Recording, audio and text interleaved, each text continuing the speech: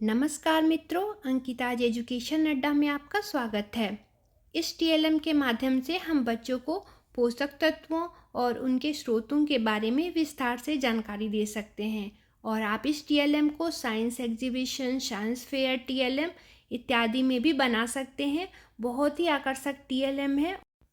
इस टीएलएम को हम कबाड़ से जुगाड़ टीएलएम भी कह सकते हैं, क्योंकि यहाँ पे हम बेकार पड़े मिठाई के डब्बों से टीएलएम को बना सकते हैं। तो यहाँ पे हमने कार्डबोर्ड से सर्कल्स बना लिए हैं और इस मिठाई के डब्बे को हम सर्कल्स लगा के एक ठेले का आकार देंगे। इसके बाद हमने यहाँ पे कार्बोहाइड्रेट का पोस्ट कर दिया पेज। इसी तरीके से हम वसा, प्रोटीन, खनिज लवण, विटामिन, आहारी रेशे इत्यादि के लिए ठेले बना लेंगे। अब उनके स्रोत को भी हम ले लेंगे इस तरह के कुछ बॉक्सेज में या फिर एक छोटी कटोरी में कर लेंगे। अगर आप इसे बना रहे हैं स्कूल एग्जीबिशन के लिए तो आप इसे पैक करके प्लास्टिक्स में ले जा सकते हैं, वहाँ on the spot different boxes में सजा सकते हैं। यह आपको 10 से 15 मिनट लगेंगे।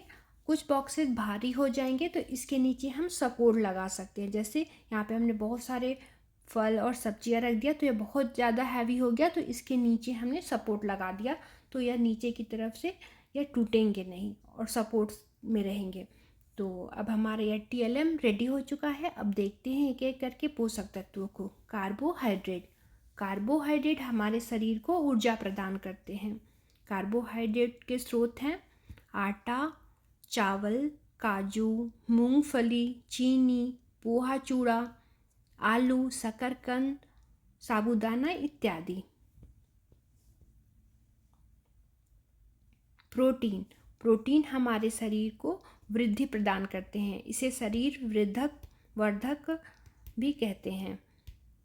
और इसके स्रोत है सोयाबीन, अंडा, यहाँ पे आप देख सकते हैं तूर दाल, मूंग दाल, उड़द दाल, राजमा, चना इत्यादि दालें।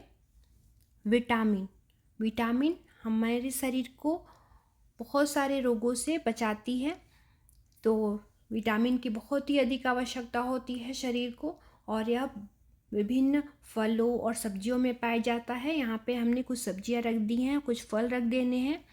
यह आप देख सकते हैं, जैसे कि हमने गाजर रख दिया, विटामिन ई का स्रोत है। नींबू, टमाटर विटामिन सी का स्रोत है। खजूर विटामिन बी का स्रोत है। इस तरह से वसा हमारे शरीर को ऊर्जा प्रदान करती है और यह कार्बोहाइड्रेट से भी अधिक ऊर्जा हमारे शरीर को प्रदान करती है, परंतु इसका एक पर्याप्त मात्रा में ही हमें सेवन करना चाहिए। तेल इत्यादि में वसा पाई जाती है, ड्राई फ्रूट्स में वसा पाई जाती है और यह कुकीज, प्रोसेस्ड फूड, चीज़ इत्यादि में हमें वसा प्राप्त होती है। तो यह रहा हमारा वसा का ठेला। खनिज लवण की हमारे शरीर को बहुत कम आवश्यकता होती है, लेकिन हमारे शरीर को रोगों से बचने के लिए, उपापचयी क्रियाओं के लिए खनिज लवण बहुत ही आवश्यकता होता है। जैसे कि आयोडीन नमक से प्राप्त होता है, फास्फोरस हमें प्राप्त होता है प्याज में, और इस तरह से आयरन हमें प्राप्त होता है खजूर में। तो यह खनिज लवण हमारे शरीर के लिए भी आवश्यक होती है। आहारी रेशे बिना पचे हुए भोजन को शरीर से बाहर निकालते हैं। तो साबुत अनाज में, हरी सब्जियों में, फलों में, ताज़े फलों में, ओट्स में आहारी रेशे मौजूद होते हैं। तो इनका पर्याप्त सेवन करने से हमारी पाचन क्रिया सही रहती है। इस तरह से जल की बात करें तो जल हमारे शरीर में 60 से 70% तक पाया जाता है। पाचन क्रियाओं के लिए, उत्सर्जन क्रियाओं के लिए जल की आवश्यकता होती है। उम्मीद है आपको यह टीएलएम पसंद आया होगा, तो चैनल को सब्सक्राइब जरूर करिएगा। धन्यवाद।